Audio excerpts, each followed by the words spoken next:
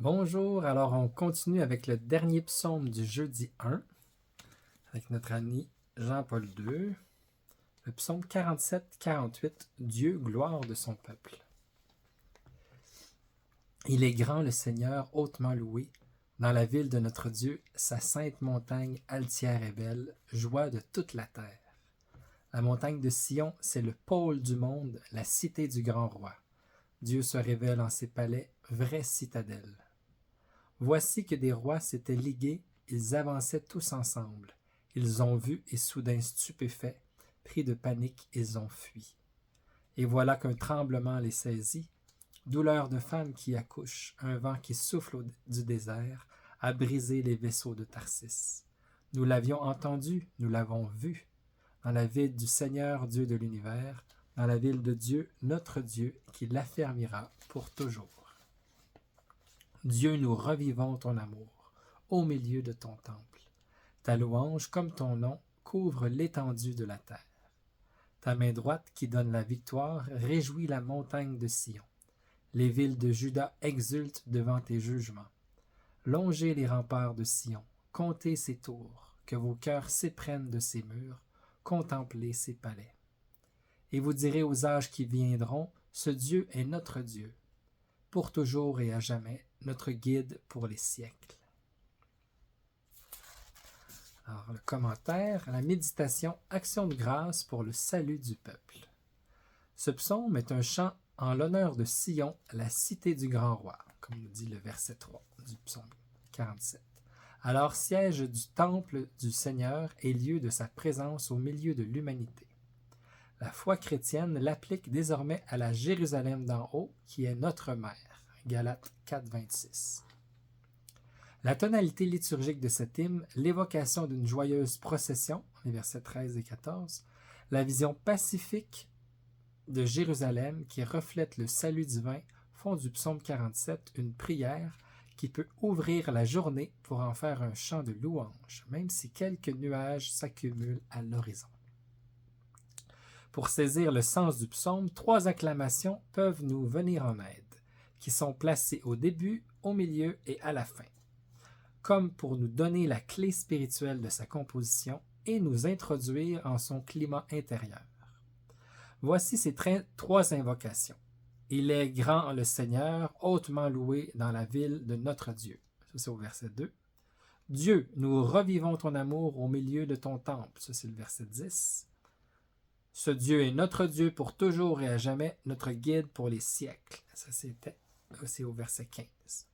Ces 3 acclamations qui exaltent le Seigneur, mais aussi la cité de notre Dieu, verset 2, encadrent 2 grandes parties du psaume.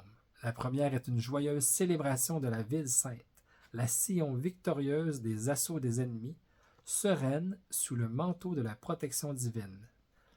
Référence au verset 3 à 8.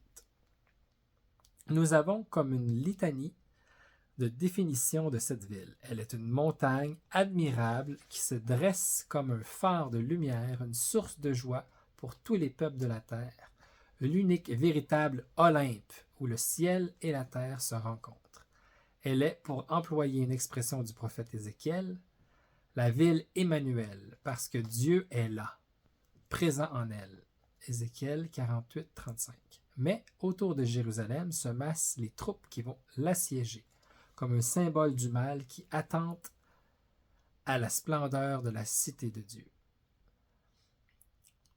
Le combat a une issue escomptée et presque immédiate. En effet, en attaquant la cité sainte, les puissants de la terre ont provoqué aussi son roi, le Seigneur. Le psalmiste montre combien se dissipe l'orgueil d'une armée puissante par l'image suggestive des douleurs de l'enfantement. Et voilà qu'un tremblement les saisit, douleur de femme qui accouche, au verset 7. L'arrogance se transforme en fragilité et en faiblesse, la puissance en chute et en défaite. C'est beau, hein? La même idée est exprimée par une autre image. L'armée en marche est comparée à une invincible armada navale sur laquelle s'abat un typhon engendré par un terrible vent d'est, au verset 8.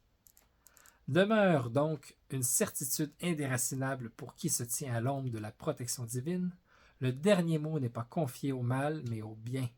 Dieu triomphe des puissances hostiles, même quand elles semblent grandioses et invincibles. Le fidèle, alors, célèbre justement dans le temple son action de grâce au Dieu libérateur. Son hymne est une hymne à l'amour miséricordieux du Seigneur, exprimé par le thème hébreu Hesed, typique de la théologie de l'Alliance. Nous sommes ainsi dans la seconde partie du psaume, les versets 10 à 14. Seconde partie du psaume, versets 10 à 14. Après le grand chant de louange au Dieu fidèle, juste et sauveur, les versets 10 à 12, se déroule une sorte de procession autour du temple et de la cité sainte, les versets 13 et 14. On compte ses tours, signe de la surprotection de Dieu, on observe ses fortifications, expression de la stabilité donnée à Sion pour son fondateur. Les murs de Jérusalem parlent et ces pierres rappellent les faits qui doivent être transmis aux générations futures. Verset 14. Par le récit, qu'en feront les pères à leurs fils. Psaume 77, 3 à 7. Sion est le lieu d'une chaîne ininterrompue d'actions salvatrices du Seigneur, qui sont annoncées dans la catéchèse et célébrées dans la liturgie, pour que demeure chez les croyants l'espérance en l'intervention libératrice de Dieu. Seigneur, donne-nous cette espérance en toi, une espérance inébranlable, indestructible. L'antienne qui conclut le psaume est très belle, une des plus hautes définitions du Seigneur en tant que pasteur de son peuple, celui qui nous guide. Verset 15. Le Dieu de Sion est le Dieu de l'exode, de la liberté, de la proximité avec le peuple esclave en Égypte et en pèlerinage dans le désert. Maintenant qu'Israël est établi dans la terre promise, il sait que le Seigneur ne l'abandonne pas. Jérusalem est le signe de sa proximité et le temple est le lieu de sa présence. En relisant ces expressions, le chrétien s'élève à la contemplation du Christ, le temple nouveau et vivant de Dieu. Verset Jean 2, 21. Et il se tourne vers la Jérusalem céleste qui n'a plus besoin de temple et de lumière extérieure, car son temple, c'est le Seigneur, le Dieu Tout-Puissant. Et l'agneau, la gloire de Dieu illumine et sa source de lumière, c'est l'agneau. Apocalypse 21, les versets 22 à 23. Magnifique. Saint Augustin nous invite à une telle relecture spirituelle, convaincu que dans les livres de la Bible, plus rien ne se rapportera exclusivement à la Jérusalem terrestre. Si tout ce qui est prédit et accompli à son sujet se rapporte aussi par quelque aspect allégorique à la Jérusalem céleste. La cité de Dieu, 17, 3, 2. Ça fait référence à la lecture spirituelle de l'Écriture. J'ai déjà fait d'autres vidéos sur ma chaîne. Vous irez voir plus bas sur le sens spirituel des Écritures. C'est passionnant, un sujet vraiment intéressant. Saint Paulin de Nole lui fait écho lorsque, commentant précisément notre psaume, il exhorte à prier afin que nous puissions être trouvés comme des pierres vivantes dans les murs de la Jérusalem céleste et libre. C'est sa lettre 28.2 à Sévère. Et contemplant la solidité et la compacité de cette ville, ce même père de l'Église continue. En effet, celui qui habite cette ville se révèle comme l'un en trois personnes. Le Christ en a constitué non seulement le fondement, mais aussi la tour et la porte. Si donc la maison de notre âme se fonde sur lui, et si sur lui s'élève une construction digne d'un si grand fondement, alors la porte d'entrée en sa cité sera pour nous précisément celui qui nous guidera au long des siècles et qui nous établira dans le lieu de son pâturage. Wow! C'était Saint Paulin de Nole, vraiment très intéressant.